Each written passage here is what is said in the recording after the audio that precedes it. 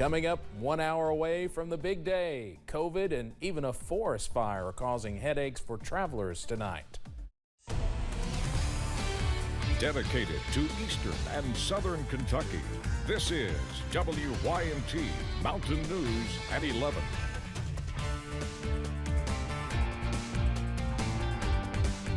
Good evening and Merry Christmas. I'm Steve Hensley. Windy conditions are causing some issues tonight. That includes spreading a forest fire near the Perry-Leslie County line. It even had part of the Hal Rogers Parkway shut down for a short time tonight while crews battled the flames.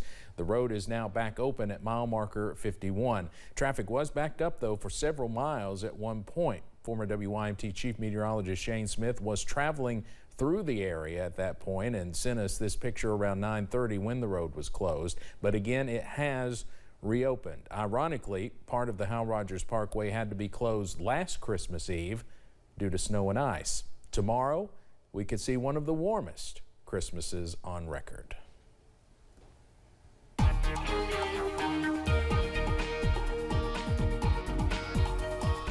Meanwhile, we're dealing with some Christmas wind tonight, so Santa may have a little trouble getting into the mountains because of that. Let's take a look at our wind speeds right now, then we'll go to the wind gusts. And you look at these and you're thinking, aren't those wind gusts? No, those are consistent wind speeds. So 21 miles per hour right now, Moorhead, 20 in Monticello, 28 in Wise, and between 5, 10, and 15 everywhere else. When you factor in the gust, 43-mile-an-hour gust registered right now at the Lonesome Pine Airport in Wise. 30-mile-an-hour wind speed at the wind gust there rather at the London Corbett Airport, and 36 in Middlesboro along with 38 in Moorhead. It's just kind of windy out there tonight. It's still cloudy, no rain, so very dry conditions. So we're going to continue to watch that trend for a little while longer.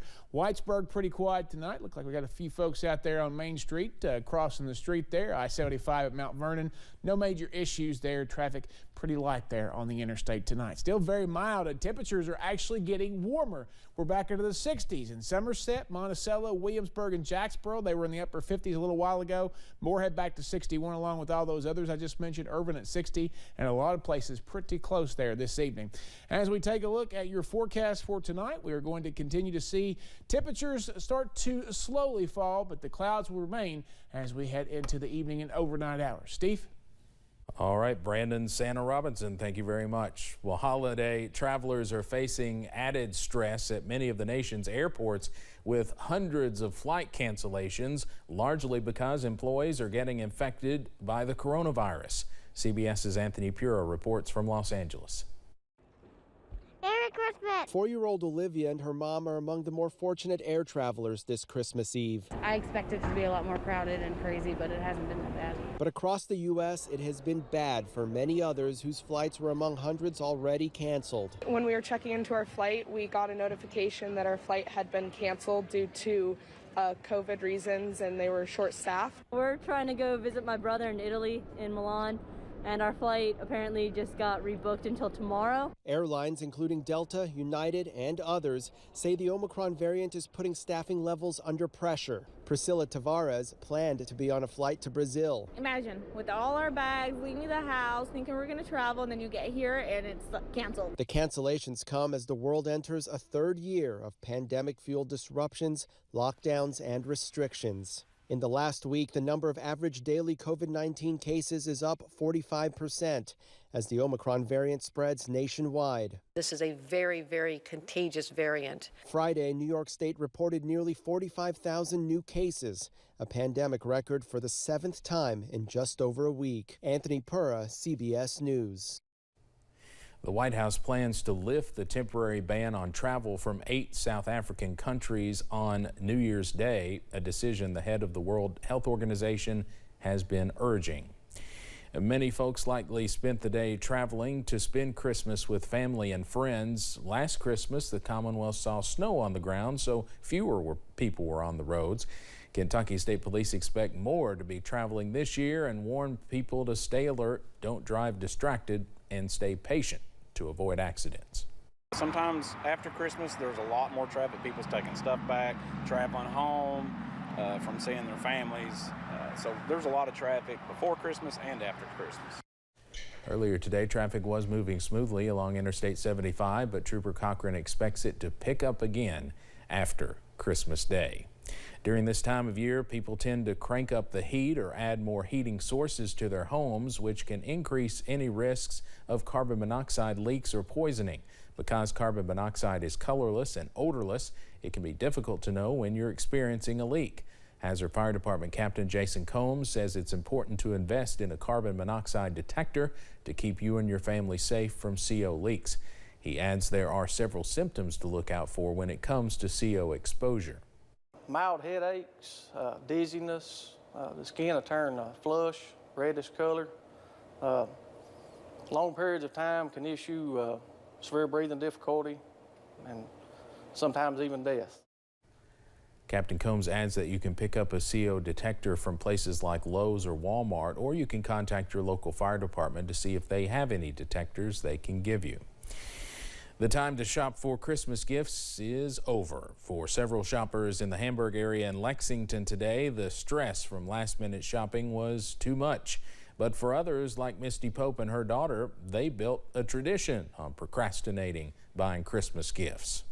Absolutely. Like I said, it's been 10 years, and we absolutely love it. Go for coffee, shop, and last-minute gift ideas if something jumps out at us. Shoppers say some store shelves were bare, but most said they found what they were looking for. The Oculus Quest 2, it's a virtual reality headset that's become a hot item this Christmas. The device is owned by Meta, formerly known as Facebook, and owner Mark Zuckerberg wants it to take people into a virtual reality world they've never experienced. But experts worry it could separate us even more from physical human interaction.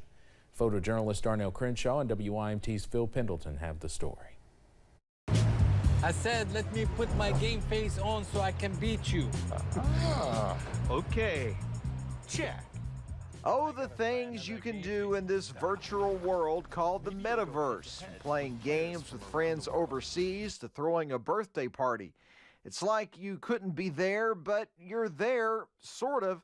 This is the vision, where the technology is fully fleshed out. So is Mark Zuckerberg's virtual a reality? Kaki Urch is an associate professor of multimedia at UK. Mark Zuckerberg says that in 5 to 10 years, the metaverse will be where we all live, work, and play. You can create a character and play poker in space or go to a live concert with your best friend virtually. But over time, will this technology pull us away from physical interaction? The social and human contact impact of the metaverse could be devastating. It would certainly be experience altering, much like the internet, or it may actually be a saving thing if we are able to go places that are going to be underwater due to global warming. Urch says, on the other hand, society could have a virtual reality revolt. Where people said, this is enough. Not only are we not going to the metaverse, we're not going to stay on Facebook anymore. And we are going to maybe put our computers aside and only work on them for our work jobs, and then maybe go grow gardens. If you turn around, you can see a full 3D view of like palm trees, granite slabs, bridges. David Gonzalez works at Game Exchange. He's not in the metaverse, but you could say he's in his own world. Once I draw out a play area, it will sort of put me into this virtual space that is set by me personally. As a seller of this $300 headset, Gonzalez has some advice for parents. He's seen adults posing as kids in some VR worlds. You can't just sort of go extremely on one way of cutting them off for it or extremely on the other way of letting them do whatever they want. If you monitor your kids' activity, the chances of this happening lower dramatically. The concept of VR is nothing new, but where Zuckerberg wants to take it is out of this world. I think the idea as a whole is interesting. Seeing like where it could go, and the metaverse as a whole is an amazing concept. In Lexington, with photojournalist Darnell Crenshaw, Phil Pendleton, WYMT Mountain News. Professor Urch believes Facebook as we currently know it will still be around, but says that could change as more people are drawn toward metaverse in the future. Evangelist Franklin Graham and country and bluegrass artist and Kentucky native Ricky Skaggs spread some Christmas cheer to tornado victims in Mayfield on this Christmas Eve. Earlier this month, of course, Mayfield was ravaged by a tornado that barreled through the state, killing dozens of people. It was the deadliest day of tornadoes during the month of December in U.S. history. Graham and Skaggs served meals through the humanitarian organization Samaritan's Purse, of which Franklin is president and CEO. Skaggs, a 15-time Grammy winner, also sang some Christmas music like "O Come All Ye Faithful." Coming up at 11, it's been a mild and snowless winter so far. Will that be changing anytime soon? And we'll look back at an eventful and destructive weather year across the country in 2021. And Santa will be at our neck of the woods soon, so kids, you better get to bed. I'll tell you how the forecast looks for his journey in, and a new wind advisory just issued minutes ago for some of our counties in just a few minutes.